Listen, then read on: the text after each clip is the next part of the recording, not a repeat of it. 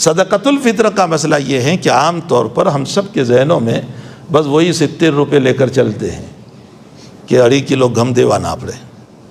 حالانکہ نبی اکرم صلی اللہ علیہ وسلم کے زمانے میں جو صدقۃ الفطر حضرت نے دلوایا ہے اپنے صحابہ کے پاس، وہ کھجور سے بھی دلوایا ہے.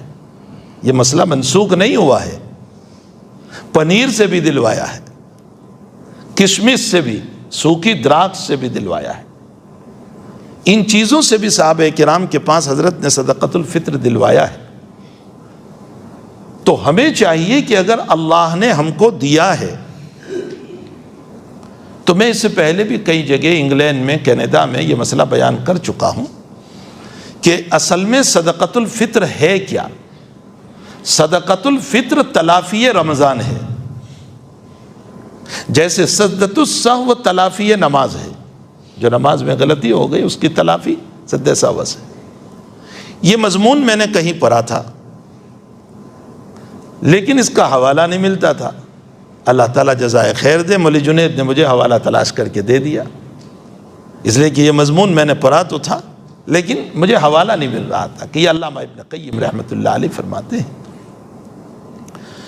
کہ جیسے نماز کی غلطیوں کے لیے سجدۃ السہو ہے، اسی طرح روزوں کے اندر ہم سے جو غلطیاں ہو جاتی ہے اس کے بدلے میں صدقۃ الفطر ہے.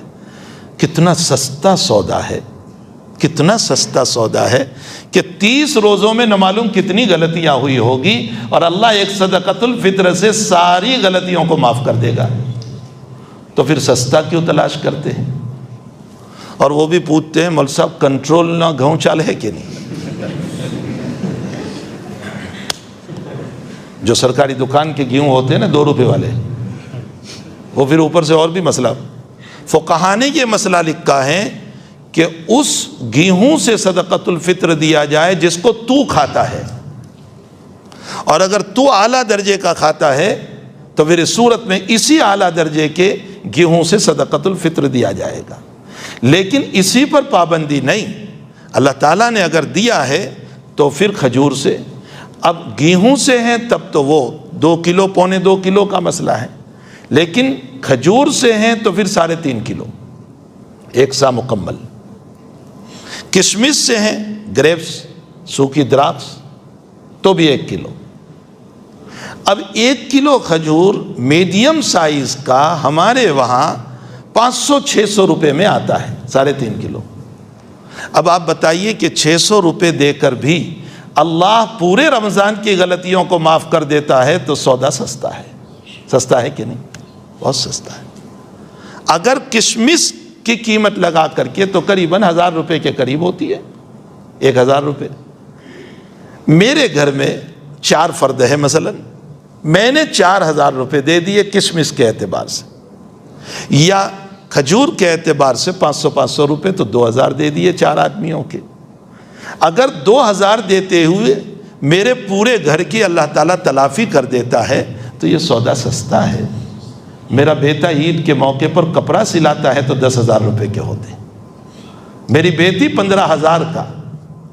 ہمارے حضرت شیخ یونس صاحب قدس سرہ فرمایا کرتے تھے کہ جب مصائب اور پریشانیاں آئیں تو صدقہ کرو، اور بڑا صدقہ کرو، چھوٹا موٹا نہیں. حضرت پوچھتے تھے کتنا کرو گے؟ کوئی بیمار ہوتا تھا تو حضرت پوچھتے تھے کتنا کرو گے؟ 5,000. اچھا ڈاکٹر کو کتنے دیے؟ 2 لاکھ. تو حضرت جملہ فرماتے تھے کہ مخلوق 2 لاکھ کے لائق ہے اور میرا اللہ 5,000 کے لائق ہے. حالانکہ دینے والا تو شفا کا وہ ہے، ڈاکٹر نہیں ہے. تو جب مخلوق کو اتنے دے رہے ہیں تو خالق کے راستے میں ہم کیوں نہ دیں؟ اور پھر اس کو تو کوئی ضرورت ہے نہیں، وہ تو اس کو لے گا، کسی غریب کی ضرورت پوری ہوگی، اوپر سے مجھ کو ثواب بھی دے گا، میری بیماریاں اور مصائب کو دور کرے گا، اور پھر ثواب کو اسٹاک کر کے قیامت میں ثواب بھی عطا کرے گا. تو کتنا بڑا فائدہ ہے.